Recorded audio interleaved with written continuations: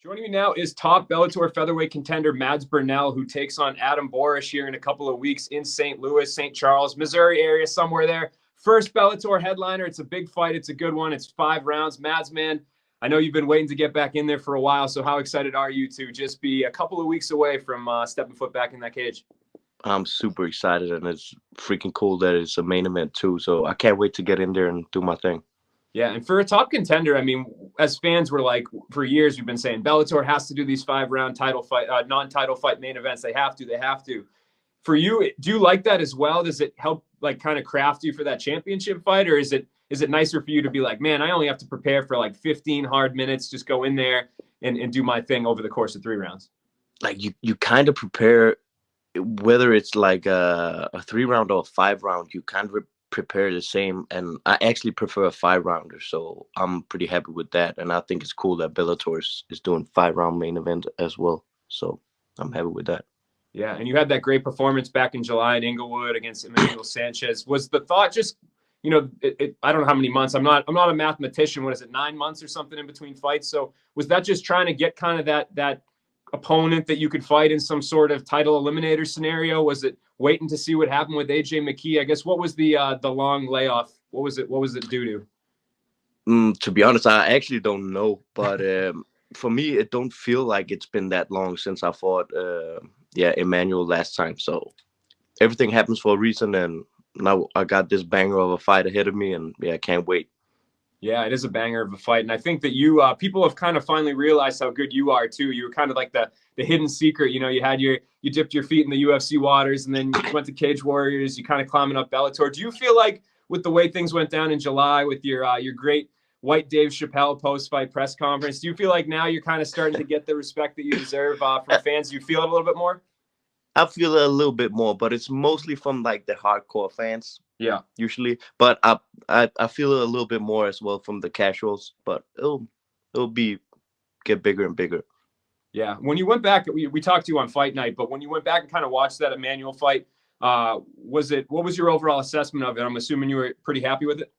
Yeah, I was pretty happy with it. My assessments was like I think it was a pretty good MMA fight. I showed all aspects of the game, like the defense, the offense, the punching, the kicking, the wrestling, the grappling, and then my composure as well. So I think it was a very good fight because that dude just kept throwing at me, but I was just like staying calm, and picking my shots. So I was pretty happy with that. Yeah, man, he's a tough out, and you look great in that one. And did you think, I think that night walking away from it, we looked at it and we were kind of like, all right, we have AJ and Pitbull in the main event, and we had you guys right on the card. So it seemed like maybe one of those scenarios where Bellator would have set you guys up to fight. Was there any thought in your head, like, maybe I won't have to fight again before the title? Maybe I'm the next one in line? Yeah, the thought was there that maybe I go straight to the title, but then I was like, whatever happens, happens. I know Adam had quite a lot more fights in Bellator than I have, and he was on a streak. So I was like, oh, maybe they choose him, or they do me versus him and do the rematch with the AJ and Pitbull, or AJ moves up and then they need somebody else to fight Pitbull for the title or whatever. There was kind of a few scenarios. So, yeah. Yeah, it was kind of mix and match, I think, in a lot of people's heads between the four of you. What do you think of them rebooking the Pitbull McKee fight? Do you feel like that first will go down the same way, or do you think? I think because you could end up having to wait around for. I don't want to say it, but you could end up having to wait around for a trilogy as well here. So you kind of rooting for AJ a little bit. Whatever happens, happens. You know. Like I said, everything happens for a reason. So Whoever wins, you got to beat them all if you want to be the champ, right?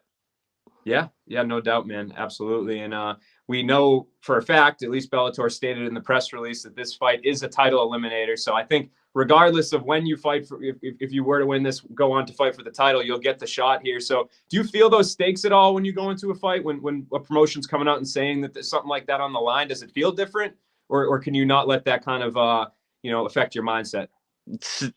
Actually, I haven't really thought about it. Yeah. It's kind of messed up. Every fight is like the fight you have ahead of you is always the most important fight in your life. Getting a title shot is the cherry on top, and of course, it's a goal of mine to be a world champion in Bellator. But I can't focus. Like I can just focus on this right now, and go do my thing.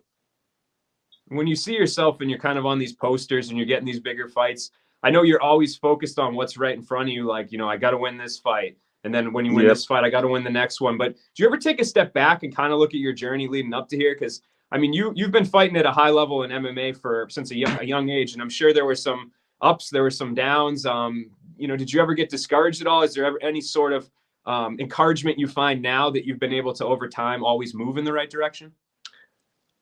I mean, every fighter would lie if they say that there wouldn't have been any time where they've been discouraged or whatever.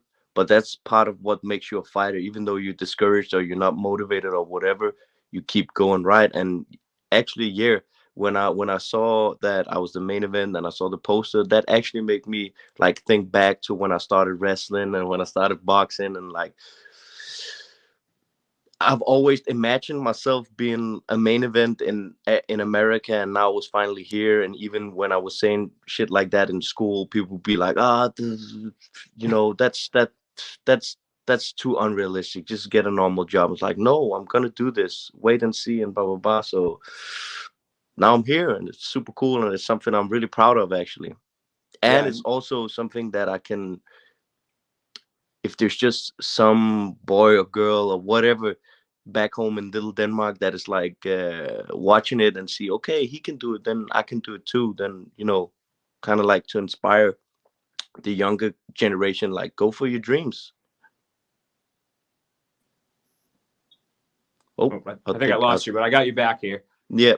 I that's awesome. Kind of inspiring other people and kind of serving as a role model. In my head, when I saw that poster, I was thinking back, when you had your stint in the UFC, Phil Davis was kind of like one of the bigger names competing for the 205 title. And it's kind of interesting to see over time, like, this is no reflection on him or anything. It's just you've put yourself where even though you were the guy that, had a couple UFC fights and parted ways with them, like, you're the guy that's on the poster now and everything. So when you look back on those, the stint that you had in the UFC, was that, again, voicing what you were just saying, like, kind of everything happens for a reason, and no regrets, so to speak?